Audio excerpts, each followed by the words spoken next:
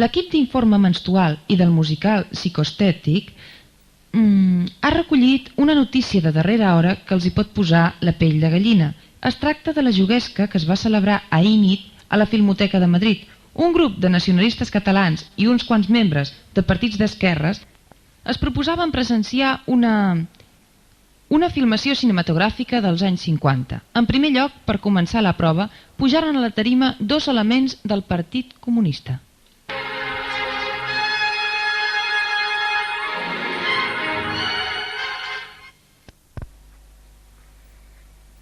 Debo recordarles que es una experiencia que puede resultar dolorosa. Suele ir acompañada de hemorragias nasales, dolor de oídos, dolor de estómago, náuseas y otros síntomas de características similares. Con nosotros se encuentra el doctor Gatineau.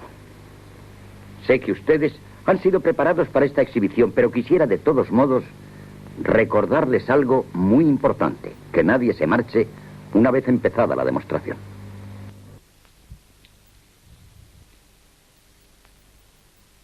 Puede empezar la proyección.